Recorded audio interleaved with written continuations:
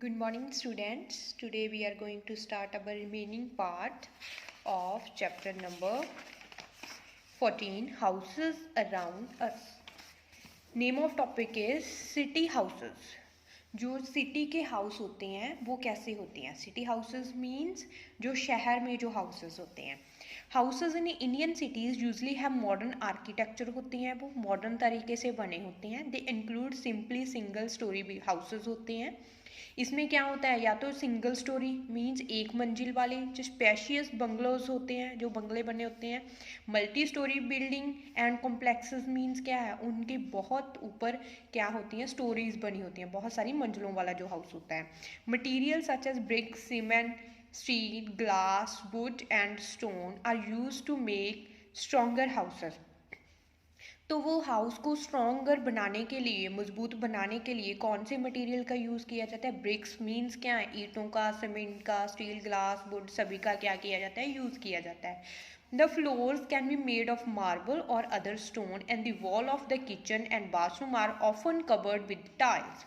तो क्या है, जो हाउस का फ्लोर होता है, फर्श, वो किससे बना होता है? मार्बल, पत्थर से, या फिर किसी और स्टोन से बना होता है. और जो किचन और बाथरूम की जो वॉल्स होती हैं, दीवारें होती हैं उनके आसपास, वो किससे बनी होती हैं? उनके ऊपर क्या लगी होती हैं? टाइल्स लगी होती हैं. The roof is made of, roof किससे बनी होती है? Concrete, made of concrete.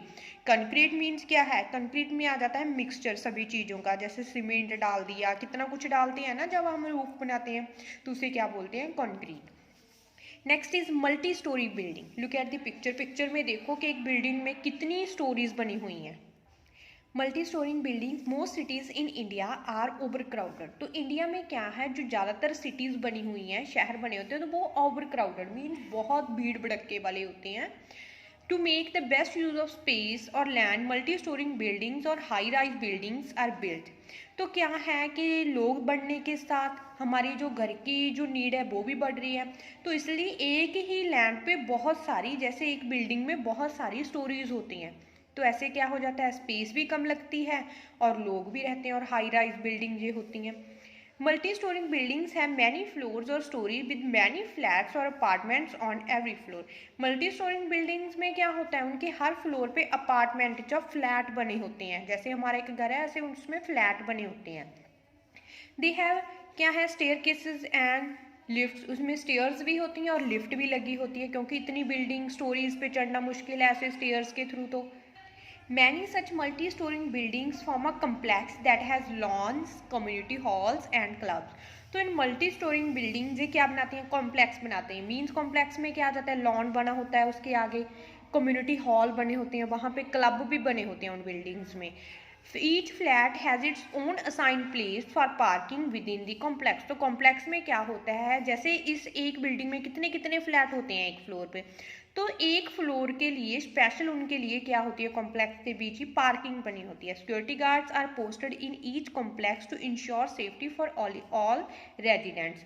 तो उसके बिल्डिंग में क्या रखा होता है, एक सिक्योरिटी गार्ड रखा होता है, ताकि बिल्डिंग की सेफ्टी के लिए वो ज़रूरी है. Big cities like Mumbai, Gurugram, Bengaluru, Kolkata and Chennai have many multi storing buildings. इन शहरों में बहुत सारी मल्टी स्टोरिंग बिल्डिंग्स होती हैं, कॉम्प्लेक्सेस होते हैं. रेजिडेंशियल कॉम्प्लेक्सेस क्या होते हैं? रेजिडेंशियल कॉम्प्लेक्सेस आर सिंगल और डबल स्टोरी बिल्डिंग्स और bungalows that are built side by side to form a colony. तो रेजिडेंशियल कॉम्प्लेक्सेस कैसे बने होते हैं, उसमें या तो हाउस के एक स्टोरी होती है या फिर डबल स्टोरी होते हैं. तो ऐसे वो साइड बाय साइड बने होते हैं, तो ऐसे साइड बाय साइड बनाकर उनकी क्या बन जाती है, एक कॉलोनी बन जाती है. Look at the picture. जैसे ये साइड बाय साइड हाउस बने होते हैं, तो ये पूरी एक क्या हो गई, कॉलोनी हो गई. These buildings are not as high as multi storing buildings. ये उतनी ऊंची नहीं होती जितनी मल्टी स्टोरिंग बिल्डिंग्स होती हैं. They provide many neighbourhood facilities. ये बहुत सारी फैसिलिटीज़ देती हैं, जैसे पार्क हो गए, शॉप्स होती हैं इनके अंदर, बैंक्स होती हैं एंड स्कूल्स होते हैं इन कॉलोनी के अंदर. They are security guard for the safety of residents. और सिक्योरिटी गार्ड भी रखा जाता है सेफ्टी के लिए. रेजिडेंशियल कम्प्लेक्सेस हैव, इनके क्या होता है, good drains and garbage disposal system होता है. कूड़े करकट का भी और सीवेज का भी अच्छा इसमें प्रबंध बना होता है. Garbage is collected door to door from the houses and is deposited at garbage station.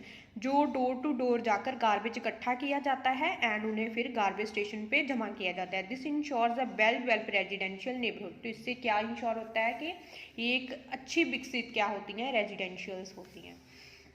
Next is slums. Slums क्या होती हैं, जो बस्तियां बनी होती हैं, शहरों में बस्तियां बनी होती हैं। Slums are a familiar sight in all big cities of India. India में मोस्टली हम स्लम्स जो है देखते रहते हैं। People from village move to big cities in search of work. लोग क्या करते हैं, बड़ी सिटी में जाते हैं, किसके लिए, काम की सर्च में। They have very little money and sometimes have to live on the streets or in slums. उनके पास बहुत कम मनी होती है, पैसा बहुत कम होता है, इसलिए या तो वो स्ट्रीट्स गलियों में रहते हैं या फिर ऐसी स्लम्स मीन्स बस्तियां बना लेते हैं, उनमें रहते हैं।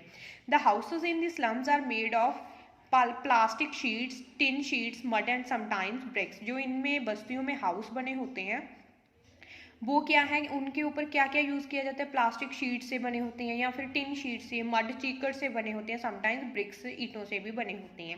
The kitchen and bed are in one room. इसमें क्या है, किचन अलग से नहीं बनी होती, ना ही बेडरूम, एक ही माना जाता है। किचन और जो बेडरूम है वो एक ही होता है। And there are no bathroom, और उनका कोई भी उनके घर में इन स्लम्स में बाथरूम नहीं होता। Living conditions in a slum can be very difficult because there is a very little space. जो इस स्लम्स में रहना बहुत मुश्किल होता है क्योंकि यहाँ पे स्पेस बहुत कम होती है। Often there is no water, electricity, drains और garbage disposal facility in slum. Slum में क्या होता है, ना तो पानी की कोई फैसिलिटी होती है, ना ही इलेक्ट्रिसिटी की, ना ही गार्बेज के लिए कोई सिस्टम बना होता है। Okay students, thanks, have a nice